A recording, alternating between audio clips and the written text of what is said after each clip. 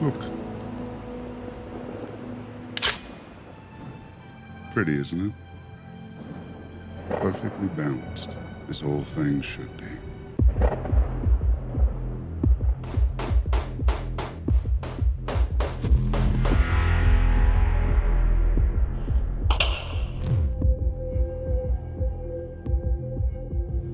Okay, before we start this video, a couple of administrative notes. One, weapon is safe and clear, no ammunition. The second is training. It doesn't matter what part you put in, or what upgrades you choose, or how much money you pour into your weapon. If you don't have any training, you're just not going to get the most out of your weapon. And lastly, this video is not intended for any commercial purposes. I'm not trying to sell and or advertise any products or services with this video.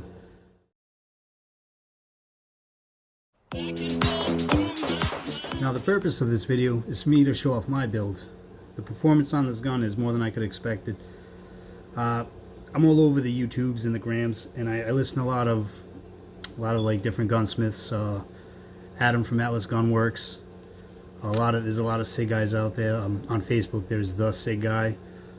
Al McCall, you can find him on YouTube. He's got a lot of information. But I try to seek out all these people to see what their recommendations are, what their trials are. And it really brought me to a decent build. I'm going to start off going with what I learned from the Atlas Customs guys. So they had a lot of videos early off about their 2011s, and their thing is the physics of it, and it's a lever, and I'll let them go into their video. But basically, they get into the weight of the gun, and that's kind of was my guiding theory after a while with this, especially after the TXG grip came out. But everybody wants a heavy gun. The Atlas guys, their point was it's all right to have a heavy gun, but the weight should be in the right areas. So basically you want your weight, if possible, to be in the back. A lot of people substitute and put weight in the front, which could help a little bit, but also could have diminishing returns, because in the cycle of fire you could get dipping if you go too heavy. It's all a balancing act, and you have to experiment to see what works for you. In this video I'm going to break her down. I'm going to go through the parts, go through the different weights I use, and some of the different theories and advice that I've heard, and what worked and what didn't work. Now, this is something I learned on ARs too. On any firearm, there's not one mod that's going to be the game changer. Everything gets you another little percentage. Everything gets you, 1% better, 2% less felt recoil, 3% better accuracy. And what you do is you build on all those little percentages. So you may have, a tungsten guide rod for weight, and that may help you your recoil reduction by 1%. And you might have a fitted barrel, and that gives you another 2%. Well, eventually all those percents add on, and they all have to kind of work with each other, and they have to stack on each other. 20% skill. I'm going to talk about the slide. Now, when I was saying earlier about the weight in the right places, the slide would be considered reciprocating weight or reciprocating mass. When you fire the pistol and all the power and pressure comes out of the muzzle, it pushes a little bit, but the big push you get is usually from the weight coming back, the slide coming back in your hand, and that's what gets you a lot of the lift. You can see it a lot when you see the slow motion footage from a lot of different shooters. So what the idea was with the slide was to take some weight off, and I wanted to get the slide, if possible, lighter than the frame. So another thing also, the guide rod, the barrel, this is all considered stationary weight because it doesn't move. So I had the slide milled, and I did a little milling myself, a little experiment, and it didn't turn out too great, but it worked for the purposes I needed. But in total, without the sights, the striker, the extractor, or the optic on it, the slide was like 9.9 ounces. So this is my reciprocating weight, and this with all the little parts in it comes to about 11.92 ounces. Another thing I did was I'm kind of on the fence on this. I tried it with the idea of reducing friction, but I micro slicked the inside of my slide. And if you don't know what micro slick is, it's a product offered to you by Cerakote. It's a Teflon based coating, and supposedly the more wear it goes through, the smoother it gets. That was a selling point, but it just seems to wear like everything else. I'm getting bleed through points everywhere in there. Although it may be just in my head, but the action and the function does seem a little smoother. But again, that could just be in my head. I could just want to see that. But that's the slide.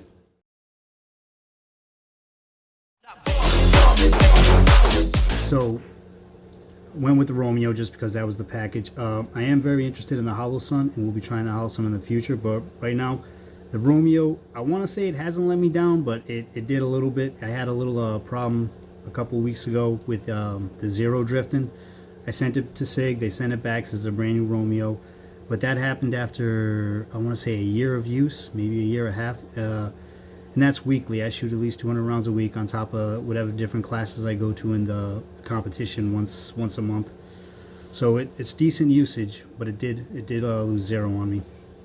So I have the suppressor height sights at the end, and it's just high enough that I can see the dot in between there. Now the front sight, I just have a regular height sight, and that's because I don't like the suppressor height sight. I just want one reticle. I want one piece of visual information on my target.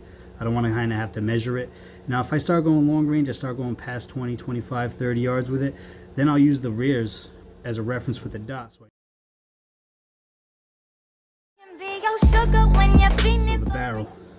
the barrel is a Barstow fitted barrel. I had it done, had it fitted by Springer Precision. They're basically, if you own a 320, they do it for a lot of guns, XDs and Glocks, but they were one of the first companies to offer a lot of aftermarket support for the Sig. So if you have any ideas, definitely stop by Springer and check them out, see what they got. I did have it ported early off on, and it does help reduce a little bit of the muzzle climb and some of the felt recoil, but it's nothing great. Like honestly, if I could go back in time, I would have just had it flat, because now when I shoot competition with this gun, I have to be open division. Another thing I did was I polished the feed ramp. You hear everybody say they kind of make light of it, like, oh, polish the feed ramp, that'll fix everything. And that harkens back to one of my earlier theories, is just every little bit, like all percentages. So maybe this feed ramp only gives me 0.5% benefit, but it's stacked on. The barrel's also been micro slicked. It feels like it's working decent. Again, that might be in my head, but I am definitely getting a lot of wear. So alright, guide rod. I am running a tungsten guide rod. Alright, so the guide rod by itself weighs 3 ounces. Micro slick the guide rod too, but as you can see, most all of it's been removed. I have a heavy.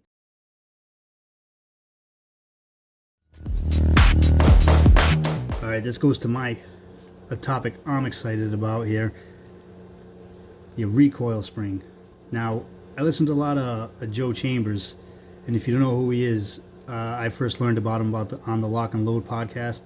He's a pretty renowned 1911, 2011 pistol smith, wealth of knowledge, but he had a whole segment he went on about recoil springs, and he turned me on to Springco. I can't recommend highly enough the Springco spring. I've been working with recoil springs ever since I could find out you could change them in the 320, and I've used Springers and Wolf springs. I've been to a lot of them, and they're all great. There's nothing wrong with those, but this spring, you see it in the videos, you see it even in a post video where I just dropped the slide back into battery,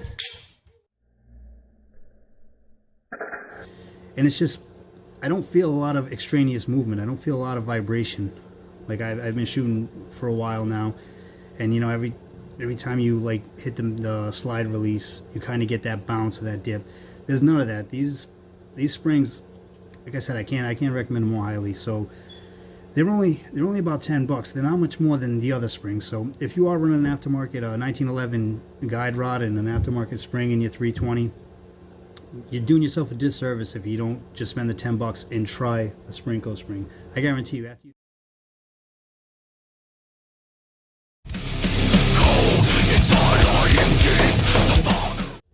Alright, so next, this gets us onto the grip module. Now, I was, before the TXG grip module came out, I was just running the regular X5 grip module, and it was tough, and I was trying to put weight on the gun via flashlights in the front, and I even went as far as putting a tungsten sleeve into one of the flashlights, into the battery pocket to see if extra weight would help. But like I said before in the video, that extra weight in the front gets you more dipping than anything else. This would be considered the stationary weight. This, the barrel, the guide rod, and everything else, and of course the trigger assembly, that would all be stationary weight. Now by itself, none of the other parts in, it's coming in at 15.17, so almost a pound. So I did make some modifications to this myself. I love the X5 grip. I hate the bumps they put in there. When I go for my master grip, it just feels like it would spread my hands out. So I on my other X5s, I take them out of both sides, but since I'm trying to conserve weight on this grip module, I only took it out of the strong side. But I pretty much just hogged it all out, and it's all flush over here, kind of like the X compact grip module, so I can just get my thumb and drive my hand up there from the holster, get it nice and high, get the best grip I can get. Trim it out. I also took out the beaver tail because that would always get in my way. I mean, I know a lot of guys use the X5 grip modules with no problem, and just maybe it was just a me thing, and maybe it could have been overcome by training, but I just chose to overcome it with a Dremel. But instead of with the X5, they kind of had that tail was a little more pronounced, and I bobbed that out a little bit. Kind of looks more like a regular 320 grip module. So if you take the normal factory grip module, you see that I just kind of tried to emulate that because I found that was easier to draw from. Another thing I did was, this is from Springer. It's the extended magazine release.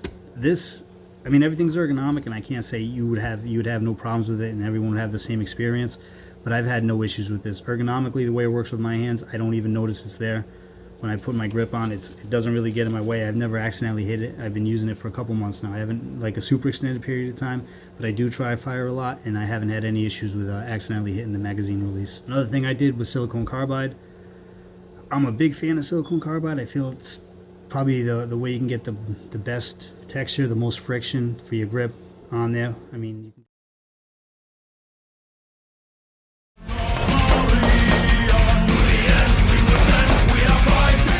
so trigger is Gray Guns trigger, about 3.5 pounds it's breaking at. It's been working great for me. I have the curved trigger on simply because when I ordered it, Gray Guns was out of the flat trigger. So Bruce Gray, if you're listening and you want to send me a flat trigger, by all means. But it's been great. It's been extremely consistent. The reset, the wall, it's always in the same place. I haven't had any issues. It's made my shooting a little better, and it sped me up a little bit. So I'd highly recommend Gray Guns trigger.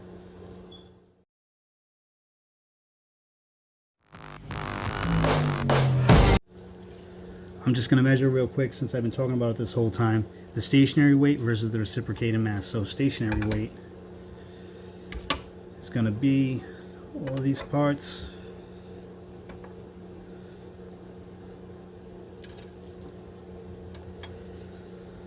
So we're getting 26.98, so almost 27 ounces for our stationary weight. Reciprocating weight,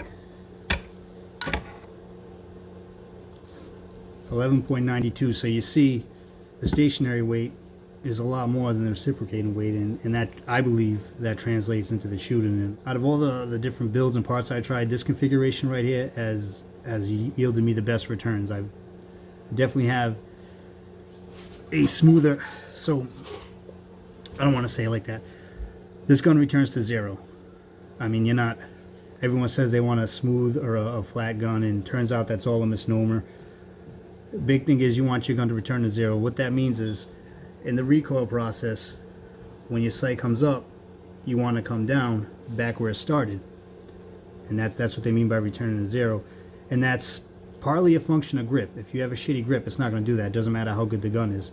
But 320 is a great gun. It allows you to do so much with it. I mean, like I said, this gun started as a carry, and now it's been through everything. So show off your builds. Show me what you got. Let's see everyone's builds. Let's see some action videos. I love seeing shooting videos.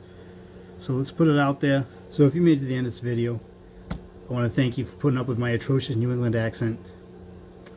Please feel free to send me any questions you have, and thanks for watching.